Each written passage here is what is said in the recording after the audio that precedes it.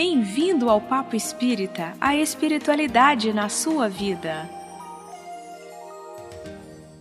Queridos amigos, sejam bem-vindos a mais um programa Papo Espírita. Eu sou Ana Cristina Sampaio e estamos aqui no nosso estúdio virtual, Thelma Alves, Miriam dos Anjos. Olá. Tudo bem, menina? Tudo bem, tudo bem. E bem-vindo Jefferson Belomo, que é palestrante, professor de cristianismo e espiritismo na Comunhão Espírita. Tudo bom, Belomo? Tudo bem, como é que vocês estão? Tudo bem. Muito obrigada por aceitar nosso convite. E nós trouxemos você aqui para falar de um tema um pouquinho espinhoso, mas muito importante, atual e necessário, que é sobre o racismo na visão espírita, né? Nossa ideia partiu do fato que aconteceu lá nos Estados Unidos, a morte daquele policial negro morte de um homem negro por um policial branco. Isso tem gerado protestos. Nessa semana já temos 10 dias de protesto nos Estados Unidos e no mundo todo. E nós sabemos que o preconceito ainda é a causa de muitos homicídios, muitos conflitos na humanidade. Nós queremos trazer essa questão aqui para a nossa visão espírita. E vamos começar perguntando a você, Belomo, sobre como a gente pode compreender o fenômeno da escravidão e suas implicações à luz da doutrina espírita, uma escravidão que existia na época de Jesus, né? E que compromissos esse fato gerou em países que a praticaram, como o Brasil, no caso, com os povos africanos. Pode começar. É uma boa pergunta, porque a escravidão, ela, historicamente, ela está vinculada a quando o homem deixa de ser sedentário, deixa de ser nômade, ele começa a produzir o seu alimento, a plantar, a colher, e com isso ele se estabelece nas terras mais férteis.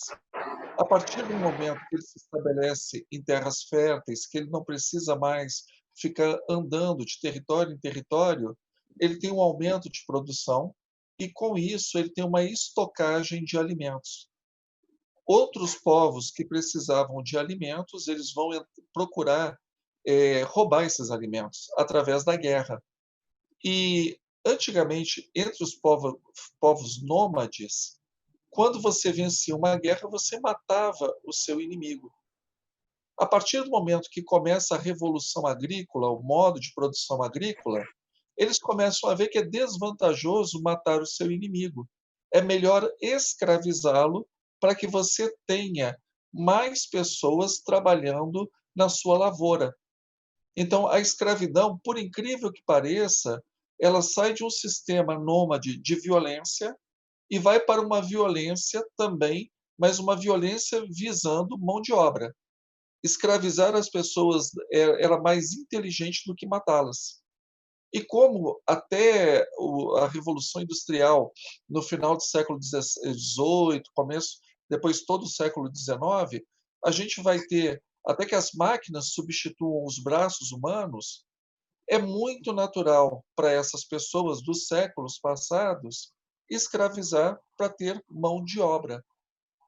Só que, por exemplo, os romanos, eles escravizaram os gregos, mas eles tinham uma profunda admiração pelos gregos, a ponto dos gregos serem os tutores, os chamados pedagogos dos seus filhos.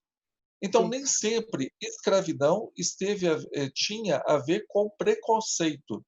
Escravidão teve muito a ver com a questão econômica.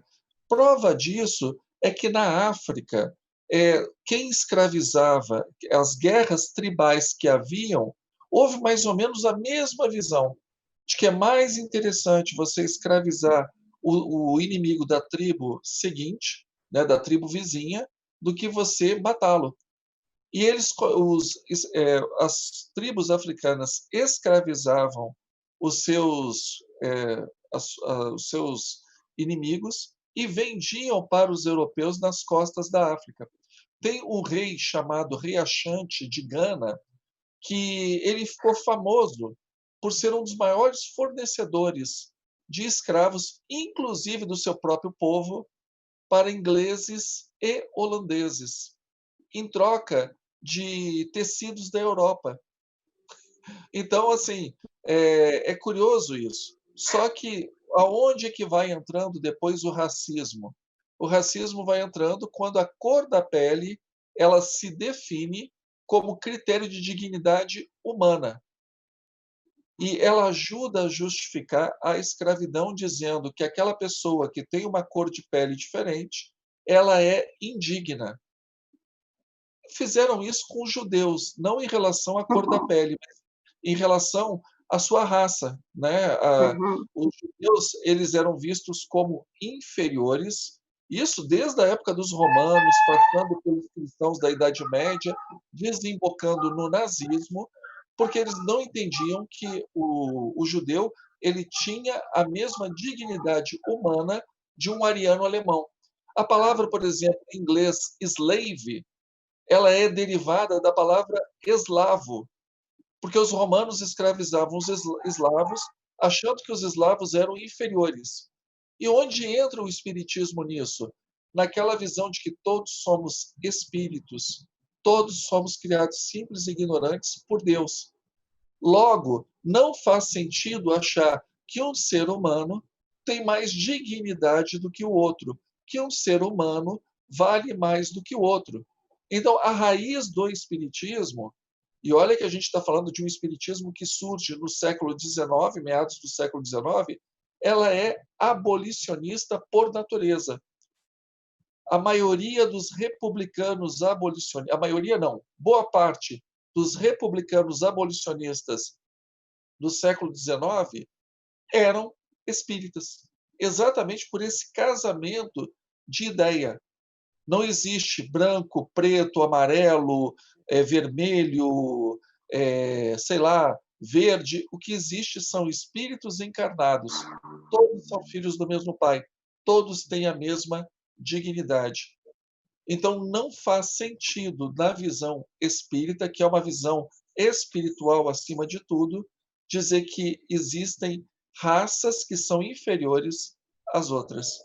E aí eu acho que o espiritismo tem uma lição muito legal para dar para o mundo, porque, para finalizar esse tópico, uma das bases ideológicas da escravidão de negros no Brasil era a Igreja Católica falar que os negros eram descendentes de Cã.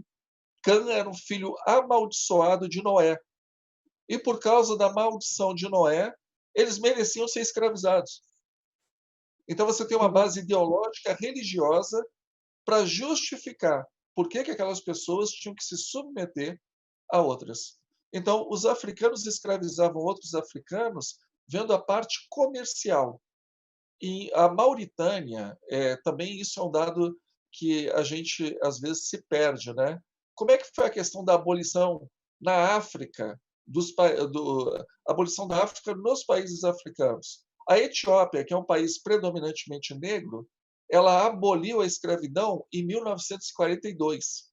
A Arábia Saudita, que faz parte da cultura muçulmana, a escravidão, que foi mudada isso com o tempo, ela fez a sua abolição dos escravos em 1962. E, por último, a Mauritânia em 2007. A gente está falando de todos esses países são países africanos. Nossa, quer dizer, até agora existia a possibilidade da escravidão nesses países, na legalidade, não é isso? Complicado. Então, menos de 100 anos. Exato, Menos exato. de 100 anos. Agora, nós estamos querendo saber também, a gente ouve falar que, como a escravidão, seja aqui no Brasil, seja nos Estados Unidos, em outros países da Europa, ela gerou mortes terríveis, dores gravíssimas, né? Então, isso gera no mundo espiritual algum tipo de compromisso? Como é que funciona isso? Como é que a gente entende? Perfeito. Para um todo? A gente tem que entender a escravidão não só se gera um compromisso espiritual, eu volto na minha fala. 3 países africanos que eu citei aqui, a Mauritânia, ela aboliu seus escravos em 2007. Então não gera o compromisso espiritual só para os países que eram colônias europeias. Gera compromisso espiritual para todo mundo. Os Isso. portugueses, no século XVI, quando eles chegaram no Brasil, que os índios brasileiros, século XVI, idos de 1500, os índios brasileiros descobriram que os portugueses estavam atrás de mão de obra escrava, e aí eles, porque índio não escravizava, índio matava os seus inimigos e comia a carne. A Uhum, história é essa. Essa uhum. coisa do índio de José de Alencar, ela é muito bonita na literatura, mas na prática os inimigos eram mortos e canibalizados. Quando Isso. eles souberam, eles eram muito interessados no comércio com os europeus, porque os europeus tinham coisas que os índios não tinham. Eles tinham trabalhos industriais, manufaturas. Então, o que os índios faziam? Além de trazer pele de onça para o Brasil, eles traziam outros índios para oferecer como escravos para os europeus no século XVI, para ganhar espelho, arma, tecido. Então, a questão do débito espiritual, ela é muito grave, mas ela não é grave só vendo uma vertente. Ela é grave quando envolve toda uma mentalidade, né? Que é a mentalidade que às vezes não é racista, mas é uma mentalidade escravocrata. Vou dar um exemplo para vocês. Teve um sujeito que foi escravizado na África e trazido para o Brasil. Ele, no Brasil, recebeu um nome cristão, José Francisco dos Santos. Ele se especializou em alfaiataria e, em 1830, ele conseguiu comprar a liberdade dele. Então, era um negro que tinha vindo da África, que virou alfaiate, que, com o dinheiro que ganhou, conseguiu comprar a sua liberdade. Ele casou com a filha de um vendedor de escravos na África e passou a ser traficante de escravos. A gente entende muita coisa a partir disso, né, Jefferson? Então, Agora, por isso, só para complementar, por isso que o olhar espírita ele é importante, porque o olhar espírita ele não vai na cor da pele, ele não vai na nacionalidade, ele não vai na etnia, vai na imoralidade daquela alma. ele vai na Porque intenção, não é isso? o ato é imoral, independente do sexo que você tenha, da sua orientação sexual, da sua cor de pele, da sua nacionalidade, do seu nível social. O Espiritismo nos mostra que esses atos, eles não são atos que são defendidos por serem políticos, né? Assim, você é contra o racismo porque é um ato político. No Espiritismo, o Espiritismo é contra o racismo e mostra as consequências espirituais desse racismo porque é um ato imoral. Então, quando existem atos de imoralidade, e o que é moral? É a regra do bom proceder de acordo com as leis de Deus. Então, quando a gente agride as leis de Deus, é óbvio que a gente faz um karma. E um karma, desculpa, não é a palavra técnica. Karma é uma palavra hindu, mas no sentido genérico, a lei de ação e reação. Nós trazemos para nós um plantio doentio que só vai dar frutos amargos. Então, todos nós, se não começarmos a lutar contra esse preconceito que nós temos em nós, porque todos nós somos preconceituosos. É só bater com o carro. A gente já sai do carro xingando a pessoa pelo quê? Pelo nosso preconceito. Tinha que ser mulher no volante.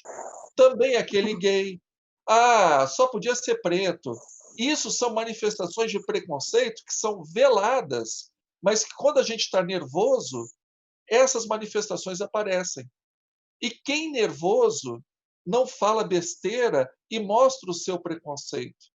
Então, nós somos pessoas preconceituosas. E o Espiritismo nos diz: cuidado, se você não educar o seu espírito, isso vai acabar em algum momento se voltando contra você.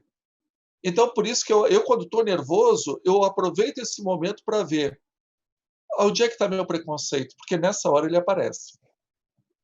Mas, Beluma, é interessante o que você está falando, porque você falou uma palavra-chave que eu acho muito importante. É educação do espírito. Somos todos espíritos, independente da manifestação da nossa fé em Deus, né?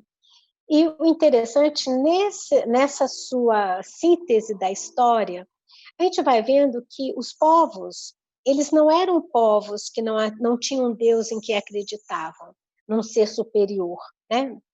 E o interessante é que, se a gente desdobra, olha com mais profundidade para a situação, nós vamos ver que nós somos hipócritas enquanto raça humana, porque acreditamos num Deus, né, num ser maior, que nos diz que somos iguais. Em qualquer religiosidade, embora nós humanos é que fazemos os nossos cerceamentos. Se nós introjetássemos tudo que nós acreditamos desse Deus, e mais na atualidade, o Deus de igualdade, que está presente no catolicismo, que está presente no espiritismo, presente no evangélico, no muçulmano e tudo mais, se nós introjetarmos e formos filhos de Deus no sentido de respeito e comportamento, já teríamos tirado de nós toda essa nossa imperfeição chamada no tema de hoje de preconceito. É na falta de respeito para com o outro, de identificar no outro que ele é tão filho de Deus quanto eu, que Deus faz por ele o que faz por mim, que eu não sou nenhum privilegiado. Isso nos faria com que nós voltássemos para o nosso pequeno lugar de seres humanos que somos e respeitaríamos mais os outros. Mas enquanto nós dermos vazão ao nosso ego, ao nosso egoísmo, ao nosso achismo de que somos mais, vamos sim escravizar os outros, porque vamos achá-los menores. E isso a gente também fazia também com as nossas secretárias domésticas.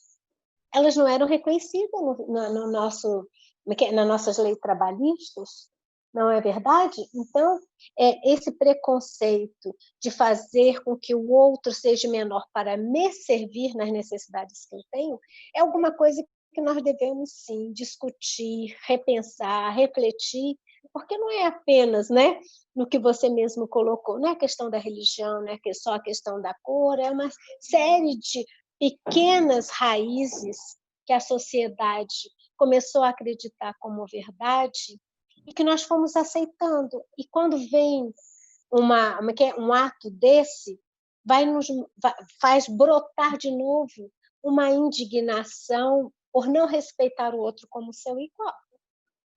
Miriam, essa semana teve um fato muito legal, que foi o lançamento de uma nave chamada SpaceX, que Sim. Depois de 19 horas, os astronautas dessa nave chegaram à estação espacial. E é interessante que já houve um passeio, né, fora da estação espacial e mostra o nosso planeta. E a visão que esses astronautas têm da janela da sua estação espacial não é diferente da visão que Jesus tinha na Galileia do século I, não era diferente da visão de Kardec no século XIX, que a Terra é uma, é a nossa casa. Todos nós moramos na mesma casa. Todos nós temos na nossa genética a história da evolução da nossa espécie, que é comum.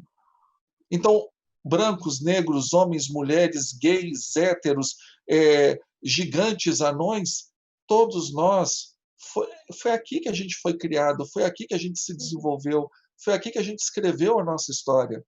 Então, ainda que a pessoa não seja religiosa, ainda que a pessoa não seja espírita, é só pensar olhando para o planeta de fora e ver que todas essas discussões, todas essas fronteiras, elas são ideológicas, elas de fato não existem. Não existem. É claro, né, que a gente tem que ter uma postura sempre de defender valores contra certas imoralidades. Então, a gente tem que ter uma postura contra a corrupção, tem que ter uma postura contra o racismo, tem que ter uma postura contra a homofobia. Isso é bem-vindo. Mas o que a gente não pode esquecer é que todo mundo faz parte da mesma população, todo mundo faz parte da mesma espécie, a espécie humana. É só olhar da janela de uma estação espacial para ver o óbvio. Então, se pelo menos a pessoa não tem um olhar religioso, que ela tenha um olhar científico. E que todas essas besteiras sejam realmente expulsas da nossa cultura. Eu ouço muitas pessoas falar: nós estamos caminhando para a transição planetária, transição planetária. Mas como é que vai ter transição planetária se a gente não mudar nosso ponto de vista? Se a gente continuar defendendo valores distorcidos? Só vai ter transição planetária se tiver pessoas regeneradas. Sem pessoas regeneradas, não tem planeta de regeneração. Então, se a gente não olhar para o mundo como quem olha da janela de uma estação espacial, não vai ter jeito. E eu queria perguntar para você, Jefferson, o episódio lá nos Estados Unidos, que gerou e está gerando esses protestos, e tem muita violência envolvida também nos protestos, a gente compreende na doutrina espírita que, a partir desse movimento todo e de uma tragédia, né, isso faz avançar um pouco a consciência da humanidade. Eu queria que você explicasse isso da perspectiva da questão do escândalo, que a gente fala muito na doutrina espírita. Os evangelhos foram escritos em grego. Então, é no grego que a gente deve procurar a raiz de certas palavras. A palavra escândalo, né, que Jesus fala, é necessário que venha o escândalo, mas ai daquele que for portador do escândalo. Escândalo significa, em grego, armadilha. É aquilo que o teu inimigo põe para você cair. Então, quando Jesus coloca assim, é necessário que venham os escândalos, que para a gente são fatos bizarros, que ferem a norma social, mas a gente não pensa que escândalo, muitas vezes, são armadilhas. E aí, nesse caso específico, o que houve foi exatamente isso. Aquele policial caiu na armadilha da violência. Ele tropeçou nessa armadilha. E essa armadilha veio a público. Quantos outros são vítimas, não é só de violência policial, porque bandido também comete violência. Os chamados cidadãos de bem também comete violência. É só a gente pensar no que está acontecendo nos lares na quarentena, onde o número de violência doméstica aumentou. Aí, sempre que fala em violência doméstica, pensa em homem batendo em mulher. Mas e nas mães que estão batendo nas crianças? Será que não está acontecendo? Então, é o escândalo, é a armadilha. Nós caímos no pior de nós mesmos. E que bom quando isso vem a público, porque gera mal-estar, gera uma reação. É claro que essas reações que estão acontecendo já deixaram de ser reações antifascistas, antirracistas, porque eles estão quebrando lojas de comerciantes negros. Eu estava vendo um vídeo na internet que uma senhora negra, que a vida dela, a economia dela, é uma lojinha que ela tem na cidade. E foi toda quebrada pelo pessoal que é antirracista.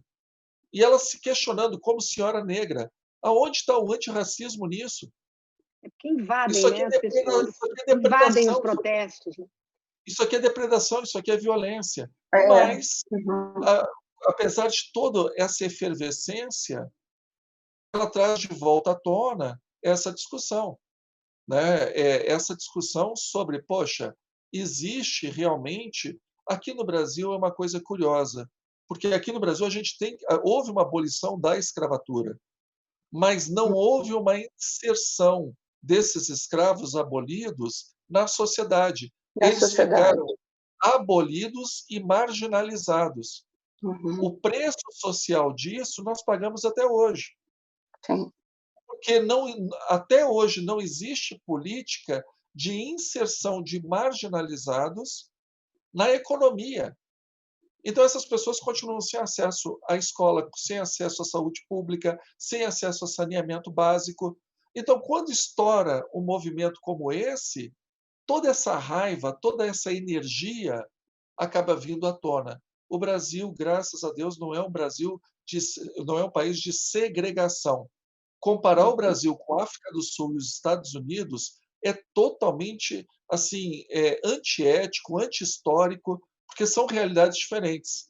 Mas o Brasil tem esse problema e, infelizmente, quando acontece essas situações, elas têm um lado positivo de trazer o nosso olhar para as injustiças e, de alguma forma, tentar combatê-las, cobrando dos nossos políticos, independente do partido, cobrando dos nossos políticos, que são procuradores da nossa vontade política, que eles façam ações, os políticos, os administradores públicos, os agentes políticos, façam ações para diminuir esse abismo social das pessoas que, graças a Deus, têm o seu teto, têm a sua escola, têm o seu plano de saúde, daqueles que não têm nada. E os que não têm nada, muitas vezes também não são negros, são pardos, brancos, imigrantes de outros países, que moram na periferia e não têm acesso a nada. Então, o escândalo é bom por esse lado, porque ele traz em nós essa visão de quem é invisível. E tomara que, a partir daí, sejam feitas políticas, tanto nos Estados Unidos quanto em outros países, que são importantes. Eu vou falar rapidamente aqui de um fato.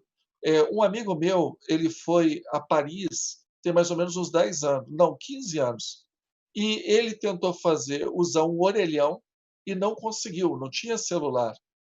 E aí ele foi falar com a moça do guichê do metrô, onde estava o orelhão, estava na estação de metrô, perguntando se ela sabia de um orelhão que funcionasse. Aí ela falou, mas por que o orelhão tal não está funcionando? Ele não, está quebrado. Aí na hora ela falou, foram os árabes, né? Como é que ela sabe quem quebrou o orelhão? Então, quando ela coloca são os árabes, o que a gente está falando daí? Preconceito. Já gera um preconceito. Já parte da premissa que quem quebra o orelhão não é francês, quem quebra o orelhão é árabe-francês. Isso é preconceito.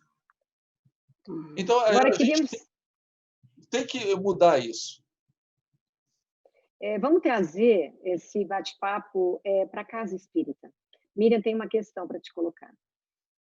Eu tenho, mas antes da questão, eu queria só, que eu gosto de falar, né, pelo jeito, é que quando nós acreditamos em Deus e confiamos e acreditamos na igualdade, que somos iguais, não significa dizer que eu sou omisso diante das injustiças, né? Não quer dizer que eu não me manifeste contra, é isso? Mas a manifestação de ser contra a injustiça, ela pode ser de forma pacífica.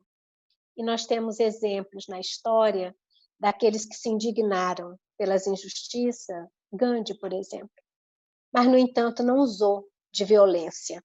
E como nós estamos numa época muito agitada espiritualmente, energeticamente, botando para fora todas as nossas crueldades que foram embutidas até então, eu vejo nesses movimentos de que as pessoas se indignam, tem a justificativa da indignação, mas parte daqueles que participam desses movimentos usam de extravasamento para suas crueldades, que é a única coisa que eu consigo entender no exemplo que você trouxe. Sabe, Belomo?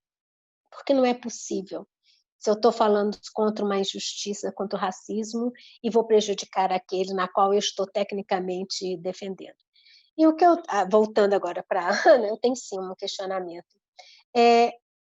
Quando desencarnamos, nós somos exatamente o que somos, e às vezes adotamos as posturas que nos trouxe maior oportunidades de crescimento.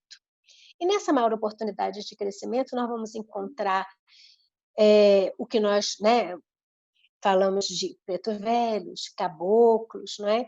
Que estão muito relacionados, quando se fala de espiritismo, a uma outra linha de trabalho com esses espíritos, mas que eles também atuam e também realizam conosco, médiuns dos centros espíritas kardecistas, o trabalho de sustentação da reunião, de auxílio, de orientação, e não necessariamente eles se manifestam daquela maneira que nós estamos habituados, não é? Mas essa dificuldade nossa de lidar com o diferente também acontece, às vezes, nos médiuns dentro dos nossos centros espíritas. Então, o que eu queria dizer é que a gente lembrasse, enquanto médiuns que estamos falando do socorro, que o espírito somos todos, né? Somos todos iguais, de que a gente também não trouxesse para dentro das nossas atividades o preconceito que há em nós e que não existe no plano espiritual, né? Com certeza, porque, por exemplo, algumas pessoas entendem que preto velho, caboclo, vovó, não pode se manifestar em grupo mediúnico, a não ser para ser doutrinado. E não existe respaldo na doutrina espírita para este posicionamento. Isso daí é um posicionamento do dirigente, da dirigente, pessoal, que é extremamente questionável. Porque se eu receber no grupo, por exemplo, um padre que fala com aquela linguagem latinizada própria da missa, eu entendo que por ele falar daquela forma, por ele rezar Pai Nosso e Ave Maria, ou citar a Bíblia, eu tenho que dizer que esse padre também tem que ser, padre desencarnado, ele tem que ser doutrinado? Ou uma freira desencarnada que aparece com seu hábito, ela não pode se manifestar porque ela não pertence ao espaço espírita? Ninguém faz isso. Então, por que quando aparece uma pessoa que já foi escrava, com as suas vestimentas típicas, com o seu modo de falar típico, eu tenho que doutrinar essa pessoa? De forma nenhuma. O que importa é o conteúdo da mensagem que ela quer passar e o trabalho do bem que ela desenvolve. Agora, a gente tem que tomar só o cuidado, porque da mesma forma que se um padre desencarnado chegar no grupo mediúnico e mandar todos os médiuns fazer o rosário, todos os médiuns irem aos domingos para receber a hóstia, todos os médiuns usarem o incenso, porque a missa usa incenso, eu vou dizer, olha, meu irmão, aqui é um centro espírita. Aqui não tem liturgia, aqui não tem ritual, aqui não tem hierarquia. Então, o amigo, nós respeitamos a visão religiosa do amigo, mas pedimos ao amigo que respeite a nossa visão religiosa. É a mesma coisa que vir um preto velho e querer que a gente use banho de descarrego ou banho de descarga, que use um galho de arruda atrás do ouvido, que use guia de segurança. O discurso é o mesmo. Aqui é um centro espírita. Pedimos ao irmão que respeite a nossa crença como respeitamos a sua. Receber as pessoas não é se submeter às pessoas. Somos espíritas.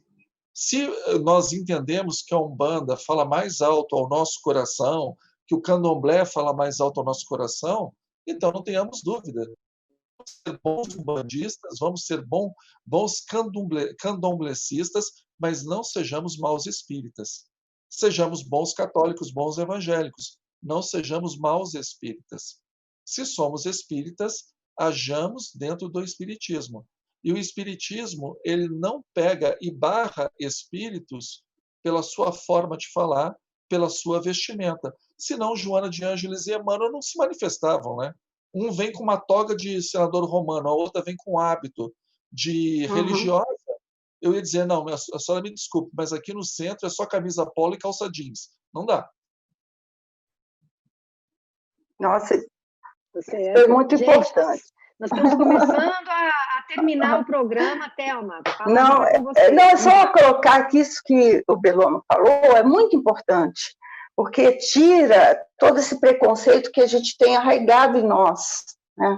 Quanto no grupo mediúnico, ou quanto o atendimento na casa, então assim, e tira esse preconceito, mas ao mesmo tempo a gente coloca se coloca como eu te respeito, eu te aceito, mas dentro do nosso contexto. Que é isso que nós temos que, de uma certa forma, nos impor para que a relação uns com os outros seja conduzida da mesma forma, através do respeito, da boa vontade, porque a partir do momento que você se coloca, você tem um retorno com o próximo. Acho muito importante isso. Então, a gente está chegando ao fim do nosso programa. Queremos convidar vocês que nos assistiram a estarem conosco todas as quintas, às 19 horas, no canal da Comunhão Espírita no YouTube. Vocês podem se inscrever no canal, ativar o sininho e receber os alertas de todas as produções da Comunhão. Tem muita coisa acontecendo lá.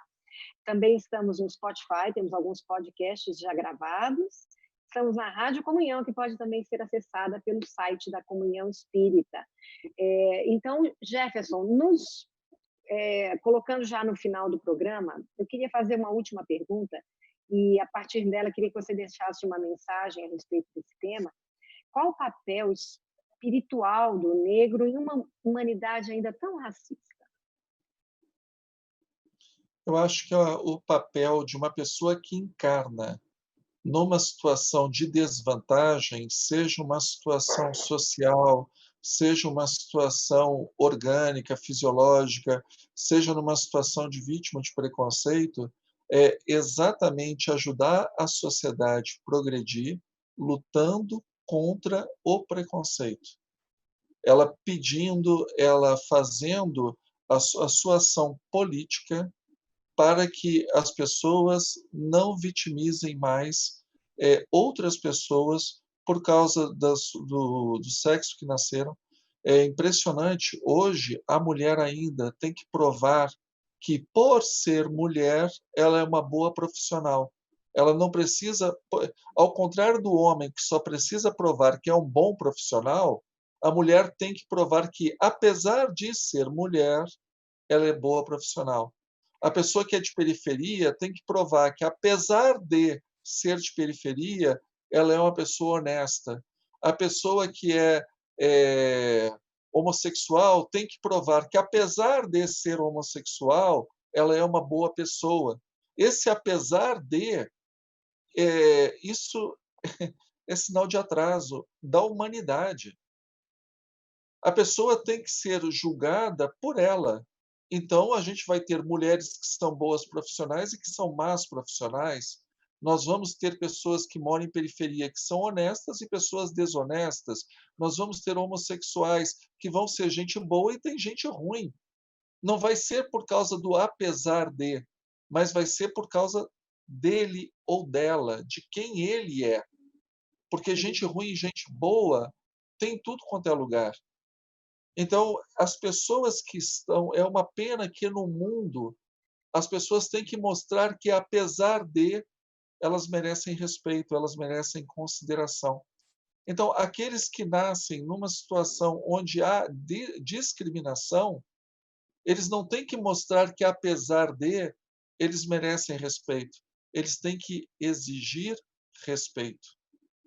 Eles têm que exigir a sua dignidade, que reconheçam a sua dignidade, para que no futuro as próximas gerações só tenham que cada um mostrar o seu valor e não mostrar o seu valor apesar de. Nós espíritas enxergamos espíritos em cada encarnado. Então, cada espírito, independente da forma como a encarnação se apresenta, cada espírito traz a sua história. Ninguém é vítima do destino. Então, cada um de nós deve fazer ao máximo para que a nossa convivência seja uma convivência saudável, pacífica, digna. Então, é dever de cada um de nós. Mas aquelas pessoas afetadas, eu acredito que elas, por causa do seu interesse, é interessante que se levante uma bandeira só tomando cuidado, que, infelizmente, grupos politizados, grupos ideologizados sequestram essas bandeiras para fazerem valer outras ideologias que nada têm a ver com combate ao preconceito. Então, só tomar esse cuidado. A luta contra o preconceito ela é digna. Só não é digno fazer quebra-quebra, né, numa rua inteira a título de lutar contra o preconceito. Né? A título de lutar contra o preconceito, eu acho isso terrível. Dentro de um centro espírita, a pessoa falar assim, você não tem lugar de fala, porque você não é negro, porque você não é mulher, porque você não é gay. puxa vida, como é que dentro de uma fé raciocinada, onde cada voz tem que ser ouvida, cada voz tem que ser respeitada, a gente falar em lugar de fala? Isso não faz parte do espiritismo. Isso são coisas alienígenas, ruins, nefastas, que são trazidas para dentro do movimento espírita. Que cada um, usando aquela máxima do Evangelho, né, de ama teu próximo como a ti mesmo, que você estará amando a Deus sobre todas as coisas, cada espírita faça isso. E cada um, dentro das suas oportunidades, aproveite a experiência, para que a sua experiência reflita em um mundo melhor. É isso mesmo. Thelma e Miriam, super obrigada pela presença de vocês. Belomo, mais uma vez, agradecidas que estamos pela sua presença aqui no nosso programa. Então, Prazer. queremos agradecer a vocês que estiveram conosco, que nos acompanharam, e dizer que esperamos vocês na próxima quinta, às 19 horas, no canal da Comunhão no YouTube. Até a próxima.